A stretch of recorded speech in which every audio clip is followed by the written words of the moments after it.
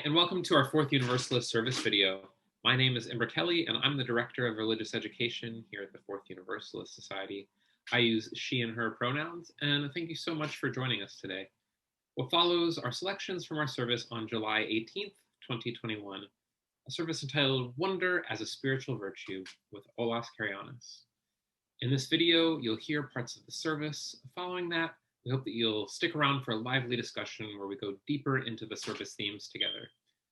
You're invited to check out our video and audio podcast each week, posted on our website, Facebook, YouTube, Instagram, as well as your favorite podcast streaming sites. You can even ask Alexa to play the Fourth U Dimension podcast. I've tested it myself. If you like what you see, we hope you'll give us a positive review. The likes, the comments, the shares, and the subscriptions, these all help to spread Fourth Universalist media further.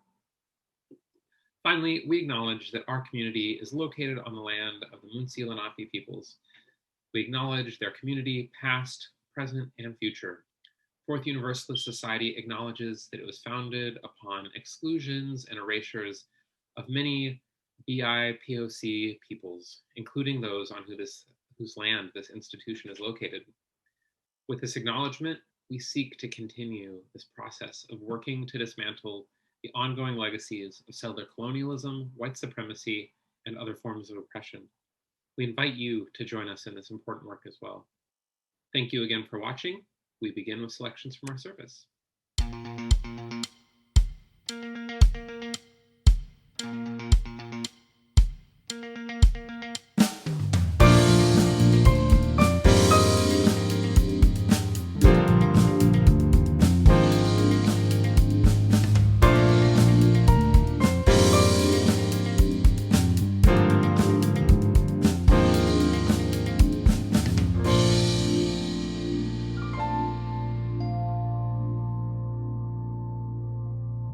The reading today is a poem titled Prayer Language by Arik Danielson, a contemporary American journalist, essayist, and poet, and published in Fathom magazine in 2020. A buddy asked about the condition of my prayer life. I had no idea what to tell him. So while my mouth hung slightly open, I reviewed my memories of the past 24 hours. I wrote 1,000 words yesterday, hopeful one would find a friend.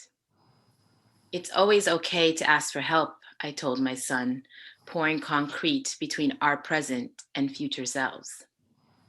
My head bobbed in time to a song by The National. I even played B major, G, D, A on my air guitar. Then I flinched when the singer promised not to ruin everything. My eyes traced the contours of a Scott Kane's poem, then closed in worship to read between the lines. I challenged every father's fear of failure to an arm wrestling match, then exclaimed, Jesus, both an expletive and appeal for strength. I stared at the thumbnail of a Rothko painting and memorized the blue. I scrubbed my bare arms and chest with green soap, baptizing another day's shame and watching it cascade down the drain. Using soft kisses to plot points, I drew a map of my wife's collarbone, then leaned back to examine the legend. Over the course of the day, I sighed something like 32 times. I pray without ceasing, I told my friend, and consider the matter settled. Here ends the reading. Thank you all for such wonderful music and such prayerful words. So about a year before the pandemic, I flew from New York City to Hawaii with my partner.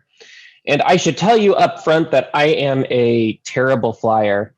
I cannot sleep easily on planes. I get anxious if I'm not in the aisle seat, that I will not be able to get up when I need to. And really just sitting for that long is not good for me. But perhaps the worst part of flying with me is that I get very emotional. I've actually had to ban myself from watching movies on flights after I watched the first 10 minutes of some zany comedy and found myself crying because the protagonist just seemed to hate their job. And I'm not alone in this. There are many people who find themselves inadvertently crying on planes when they are not necessarily emotional people on the ground. Well, This flight to Hawaii was long. We had to transfer planes, we had a misconnection in LA, and we almost got arrested in the process, but perhaps that's a story better left for coffee hour. We were generally miserable by the last leg of our flight. And as we were getting closer to Hawaii, there were children in the window seat in front of us, and they opened the sliding visor so that the sunlight poured into the dark cabin. And the children sat there pointing at everything they could see below. Mountains, the vastness of the ocean, tiny little boats. The children were loud and excited and rambunctiously pushing each other to get a look and to play games. Now, with every nerve exposed from an indeterminate number of hours of flying and miles of flying, I found myself feeling frustrated and angry at the children making such a racket over the mundane. But then, and this might just be because I was on a plane, I felt myself begin to tear up. I felt that sense of profound awe that was emanating from the children. Here we were, thousands of feet above the surface of the earth. We were flying at 500 miles per hour. We were traveling to a tiny set of islands thousands of miles away from any continent, and we were doing it in a few hours. These children's response to what they were seeing was exactly the correct response. It is a response that repetition and fatigue can steal away from us.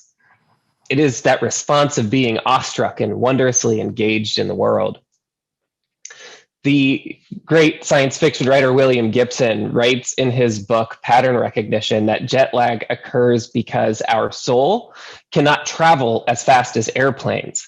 And so our souls are left behind to slowly make their way back to us. So jet lag is just an instance of soul delay. Sitting there watching those children, I felt my soul return to me. I remembered my first time on an airplane. It was also my first time seeing the ocean, but from 30,000 feet in the air. It was magical, and the planet seemed bigger than it could possibly be. I believe that in that sense of awe at the wondrousness of our little planet, we find our souls. Now, we do not often talk about souls, which I find funny because our notion of souls often are less threatening and less prone to disagreement than our thoughts about God. To be certain, we all have a different relationship to the word. Some people believe in an immaterial soul, maybe even an immortal soul, while others may believe in a material soul, that je ne sais quoi that defines my very uniqueness. Others prefer to talk about the psyche, the internal experience of a material body. Interestingly, the word psyche comes from a Greek word that is also the root for the word soul. Psyche in Greek meant life, soul, consciousness, and maybe most importantly, breath. Whatever the soul is, I believe that it is most palpably felt in our capacity to wonder, to feel awe, to see the sublime. Now, the sublime is different than the beautiful. The German philosopher Immanuel Kant tells us that the beautiful is found in its ability to capture and play with our imagination. Beauty is small in that we can grasp it and play with it. The sublime, in contrast, is that which is so enormous in magnitude that it pushes our ability to grasp it at all. It threatens to consume us. So beauty to me is the autumnal leaves in New England, or the song of a red-winged blackbird in spring. Sublime, on the other hand, is the Grand Canyon or Mount Denali. Its sheer size cannot be held in one glance. The sublime creates in us that sense of awe and wonder that those children felt flying above the Pacific Ocean. Several years ago now, my partner and I traveled to Mount Denali in Alaska. It is one of the tallest and most prominent peaks in America. We were sitting on the deck of a lodge, seeing it in the distance, and we spent an enjoyable meal watching the sun slowly dip down to the horizon. And we were just so shocked at our good luck of being able to see the mountain relatively alone. But right as the sun began to touch the horizon right next to the mountain, the deck was suddenly filled with tourists just like us. The energy was frenetic, with everyone attempting to get a photo in front of the mountain at the right moment. The mother of a family in front of us was taking photos of her family, so my partner asked her if she would like for us to take the picture so she could be in it too. She was grateful and went over with her family to take the photo. And my partner told her that because of the lighting, the phone would only allow either the mountain to be lit up or the family's faces, but not both. Without skipping a beat, the mother cried, "Forget their faces, take a photo of the mountain." As the sun rapidly dipped below the horizon, we were left on the porch, slightly disheveled, but entirely alone. Encountering the sublime can make us want to hold it, to frame it, to know it, to control it. My fatigued anger on the flight with the children, the anxious need to photograph the sublime of nature, all of these things can take us away from our own most being. There are forms of soul delay that inevitably happen to us all. And I want to be clear that this is not something about like nature versus technology or any other Luddite sentiments, though I do have those moments. Our technology opens us to the wonder of the world at the same time that it steals it away from us. The airplane can and does inspire us awe and wonder. For over 10,000 years, the fastest means of travel was either horseback or river travel. In 1800, it could take several days to travel from New York to Boston. Now it takes longer to get to the airport and through security than the entire flight from Boston to New York. And when the first Ferris wheel opened at the World's Fair in Chicago in 1893, it was a thrilling experience to be inside of something 200 feet off the ground. Some of us live and work every day much higher than that, and airplanes take us 30 or 40,000 feet. So air travel is truly wild. But at the same time, that technology that can inspire wonder are the same things that can drain it from us. It is inventions like the airplane that can make pineapples boring. The airplane enables us to have South African tulips given to a loved one in New York. It is the portable cell phone that has enabled the rapid increase of information transfer, and it's the cell phone that calls us to try to put the sublime in a frame. In our pockets, we can see almost every single piece of famous artwork in seconds, no matter where we are. We can listen to 15 different symphony orchestras play Mussorgsky in a row. Each one of us have probably heard Beethoven's Fifth more than Beethoven himself had ever heard or played it. And Beethoven's Fifth is truly sublime. But is it sublime when we've listened to it in the background for the 400th time? In many ways, our technology generates ever more need for sublimity, for awe and for wonder as a consumable product, instead of calling us back to our own most being. I think that the poet William Wordsworth said it best. He said, "The world is too much with us, late and soon. Getting and spending we lay waste our powers. Little we see in nature that is ours. We have given our hearts away, a sordid boon. For this, for everything, we are out of tune. It moves us not."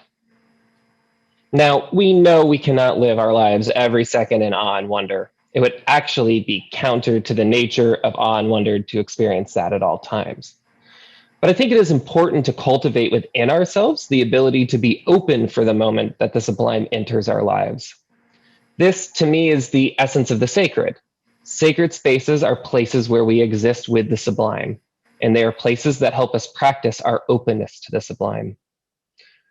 We just spent a year of worship over Zoom, and many of us prayed where we worked, where we played, where we slept, where we dreamt. Many of us slide seamlessly between digital spaces, connecting us to each other across time zones instantaneously. And again, think about how wild and wonderful that is. It was a distant fantasy even in the 1980s, as depicted in the great film Back to the Future 2. But living that fantasy has shown us that we need to be careful what we fantasize. Operators of the Mars rover reported feeling an experience similar to jet lag when they would spend long shifts navigating the rover on Mars. I feel like we are all experiencing continuous jet lag of zooming our lives, a sort of semi-permanent soul delay. And as we are all beginning to get vaccinated and we're reemerging in society and revisiting places and people that we have missed, our souls are still catching up to us after this year of flight. We are out of tune. Or rather, our harps have been tuned to mourning. to paraphrase Job from the Bible. And I've been thinking a lot about Job during these days, and the book of Job tells the story of a wager between God and an entity called the adversary. The adversary tells God that Job will blaspheme God if God takes away the easy life that God has given Job. God agrees to try it out, and Job is put through a series of misfortunes, which include the loss of his land, his family, his health. Job spends much of the book trying to figure out why God would allow such bad things to happen. And he gets a ton of really unsatisfying answers from his friends and community. Finally, God approaches Job in the form of a giant tornado. God chastises Job for questioning God's greatness and reminds Job of all the amazing things that God does and can do, like fighting sea beasts and creating the entire earth. It is one of the oldest books known to us today and one of the least satisfying. The most common reading of the book is that it's what's called a theodicy, or an attempt to answer the question of why evil exists if God is all powerful and good. However, I believe that we can read Job differently, and I keep coming back to this throughout the pandemic. Through Job's misfortunes, Job is out of tune. Grief and loss can take us to a place where we are unaligned with our inmost being, where we are unable to experience wonder and awe or the sublime. Out of tune, Job wanders the desert seeking his friends to put a box around everything, to provide answers to the mystery of life, and to simplify everything into a cosmos of predictable causality. Good people get good things, and bad people get bad things. Job, out of tune, is embittered by the inability to find transactional comfort, is finally confronted by the sublime, or God, in the form of something so big that it stretches his ability to grasp it. And that is the nature of God's speech. It lays out all of the wondrous and awesome aspects of creation, the sheer magnitude of our universe, and the glory therein. Through God's speech, Job becomes in tune with his own most being through wonder. Job says, "You asked, 'Who is this who conceals my counsel without knowledge?' Surely I spoke of things I did not understand, things too wonderful for me to know." Things too wonderful to know. Because to know something is to be able to grasp it in one glance. But God reminds Job that the world is filled with wonder, and that it is humanity's cosmological place to bear witness to that sublimity, to hold on to our wonder and awe. As we exit the pandemic and wait for our souls to catch up to us from the dark winter that was COVID, I feel like we are like Job, searching for answers for our misfortunes, tuned to grief and sorrow, but also looking for those things that will make us feel at home in the world again. And as we go through this process, we need to find a way to wonder again, to practice awe, to be open to the sublime. One of the functions of our worship space is to help us cultivate and practice our openness to wonder and awe.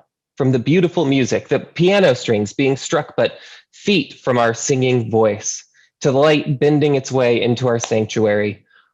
All of this as we hold as a place which can bring us closer to ourselves, bring us in tune with our community, and open us up to the joyous wonder of our existence. I look forward to returning and cultivating that practice again with all of you, and I sincerely hope that our souls are not delayed for too long, and that our singing voices may remind us of the things which are too wonderful for us to know. May it be so, and amen. Olas, it's so great to have you here today, to be back on the podcast. But for any first-time listeners or viewers, would you like to share a little bit about who you are, perhaps pronouns as well? Yeah, hi. Thank you so much for having me. Happy to be back on the podcast and be back with Fourth U. I'm Olas Carayannis. In terms of pronouns, I use all pronouns. I prefer they. I will accept he, and I will feel like it's a promotion if you say she. And I am a member of Fourth Universalist. I am a seminarian at the Union Theological Seminary in New York City. Yeah.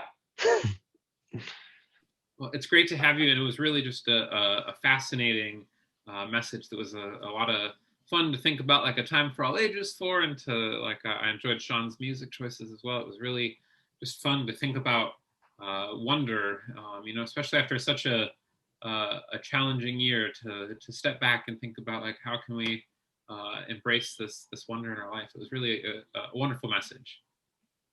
Yeah, thank you. And Sean's music, I always say, is just phenomenal. His rendition of the Morricone was beautiful. It's such a hard piece to do well, and he really did it justice. Yes, most definitely. So, in trying to think of questions, I will say that this was perhaps a harder one for me to like sit down and write out some things for us to discuss for the dive deeper. I'm like, okay, gotta like put on my best philosophy student hat and see what I can come up with.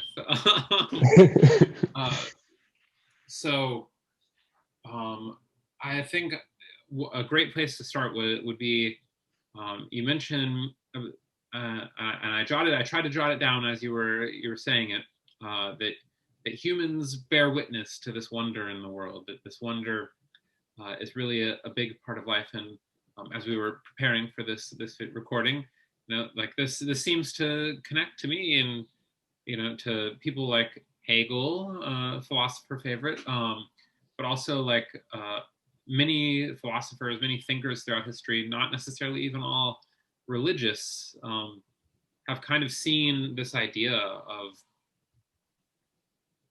humans existing to like understand and see the world, like is a purpose for existing. And like that doesn't have to necessarily be religious, it can, but like that people can find beauty in this world, and that's part of the reason why we're here. Like, was there some philosophical inspiration for you?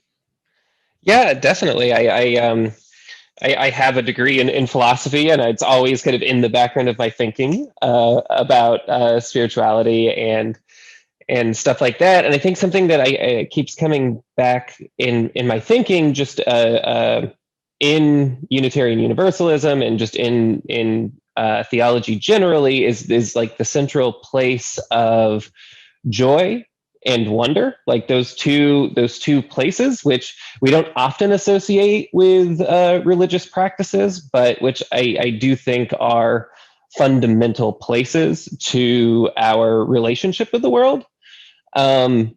And so like in philosophy doesn't often talk about joy and wonder necessarily in that way, though I do think that there is a through line. And you mentioned Hegel, I would say Kant, I would say Berkeley. There's a lot of people that contribute to this kind of aesthetical theory that relates aesthetics or like art and taste and stuff like that with our ability to perceive as humans, our ability to kind of connect with the larger world, which is something that I think is important and not often really touched upon in religious discourse. So I'm happy to bring it here. Well, I gotta say, we don't necessarily always get the chance to have any philosophy talk on some of these videos. So, and if we have any listeners that are big philosophy fans, feel free to leave a comment down below to let us know if you finally got some mentions of Kant and Hegel and Berkeley. We know you've been waiting for them.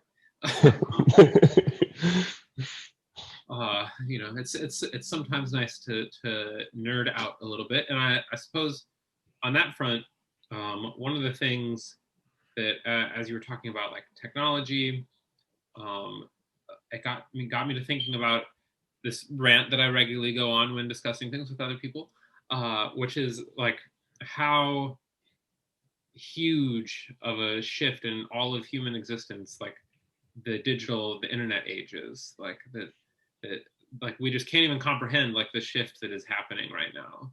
Do you find that to be generally your kind of experience in thinking about technology right now, this shift? Oh yeah, I mean, I do connect a lot of things to that. So when I hear you say that, I think of I think a few things: oil powered movement, cars, planes, and just the significant shift in our landscape that has created. Like, all across America, there's not really a place that you go that don't have paved streets, that don't have, all of the infrastructure built for those vehicles. And in our lifetime, the internet coming, as you were saying, and being a millennial, remembering a time before the ubiquity of the internet, and remembering when those cool Apple computers came out with the colorful sides, and like, the sort of dream that technology brought to us, but also like how fast it happened and how hard it is for us to really comprehend the changes that's having just on our consciousness, on our communities, on the world. In some ways, it's another form of soul delay, I would say. Like we're kind of catching up to where we're using the things, and we're kind of catching up consciously to our practices now. Most definitely. As fellow millennial, yes, I remember the days that we got our first computer, and it just had like the dot printer, and you had to like tear off the sides of the paper once you printed it, and it felt so cool to literally like it was so much fancier than like a typewriter. Like I knew of typewriters, and then like to see this thing where I could like input these words and they'd show up on the screen, and then I could print that, and that was pretty much all I could do. But like, I'm like 6 years old, and I'm just like, what? Like, this is amazing. Like, and yeah. Like the fact that now, like, my kids are like, just naturally able, like, we've had tablets. They've had a fair amount of tablets in their life, and then we have like an older laptop. Anytime they do it, they come up and they're, why isn't this scrolling? Like, why? Like, I don't get it. Oh. Yeah, I mean, I feel like the novelty of touchscreens, like, touchscreens were so novel, and they were often like the subway purchasing machines where you had to push really hard, and now it's like everything is a touchscreen. Right. In the world of algorithms, one time YouTube decided to spit out to me the like inaugural announcement of the first iPhone. And did I actually spend an hour watching this entire presentation? Yes, I did. But so it was so interesting to think about like how huge that was at the time. Like now, like, I think as humans, and perhaps even especially as American humans, we can often have very short-term memory that like, oh, I can't believe this is happening. Like, oh, you do like, I feel like that often happens, and like technology has just been on such this rapid shift that like we take it for granted a lot. Yeah, I think that's true, and I do stand by the sense of like it's not like nature is the only thing that is sublime or can call us to wonder, and technology is stealing that away from us to something. I don't think it's that simple, and I think like just seeing photos from the Hubble telescope, for instance, like that can induce awe and wonder, and that is completely facilitated by our technological advances and changes. I think that technology is able to call us to that wonder, and also able to drain it from us and to take it away from us. Yes, as somebody who's been on and off with digital minimalism, that resonates. That sometimes it's really great to find something really cool on the internet, but then other times like it's great to get away from the technology. And so, related to this, while we've been back and seeing a lot of friends here in Michigan, one of the things that I've enjoyed pointing out to folks as we talk about that we're in our 30s and we're getting a little bit older as millennials, I've had fun pointing out that a lot of us in like growing up in the 90s, that our parents or the radio played a fair amount of like 60s music. There were a good amount of those channels, and but that was like the classic hits or whatever. But so now 90s music is as far removed from us now as 60s music was then. I mean, so the stations that are still playing 60s music would be like if radio stations had been playing 30s music like during the 90s. It would not have been very popular. It's really mind-blowing to think about like the changes that have happened during the millennial lifetimes. Yeah, no, that's fantastic, and I love when there are things that really put timelines into. It's hard to think of like years, and as years pass by, like really to connect those. But I love when you have those moments where you're like, oh, that's the same amount of time that has elapsed since I was in first grade or something. Yes. Oh man, that old 32 about to turn 33. Yeah. I feel you. I'm right there. Yeah, real close to retirement. No. We can hope. Someday, my retirement plan is either, global social collapse or buying an RV. I figure the millennial life goals. I mean, it really is true when you say that. You just took me back to remembering when I was in elementary school, and we talked about the possibility of a pandemic. I remember in elementary school and people being like, it could be like a really big thing. It's happened before, like, and just being like, whatever. It's like another one of those things. Like, yes, and earthquakes happen, and there are comets and whatever, and then having it happen. Well, I mean, one of the things that was talked about in the coffee hour after service was just really the sense of the pandemic caused a lot of disruption, but it also brought a lot of people closer together because there wasn't as many things distracting them, and there wasn't as many places that they could go. And so there's a sense that in some ways it facilitated the development of relationships that might not otherwise have been developed, which I found fascinating. That is pretty fascinating. So shifting gears for our final question here. You talked about this being open to the sublime. What are some practices that, like, in your life that really help you to do that? Yeah, I think that I really miss being physically present in the sanctuary for services, specifically for the singing. It is just a different experience, like not harmonizing your voices with others when you're at home. But there is this thing that we don't often get to do in our lives that we do get to do at church, which is like coming together and hearing our voice mix with a community of others, like in singing in that space, in the sanctuary space with the beautiful Tiffany glass and the stained glass windows and everything. I mean, that's one way, but also I recently left the city. I lived in the city for 10 years, and we, before the pandemic, moved up to Westchester County, and just sitting and watching the nature as it goes by. We have deer out here, and every now and again some coyotes, and one time a black bear.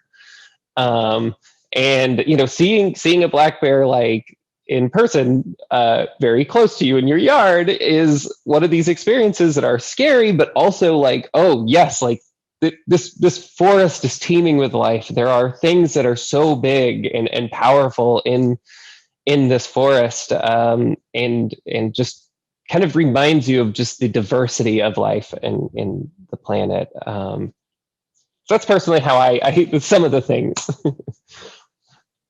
I think that's great, and I think it's great.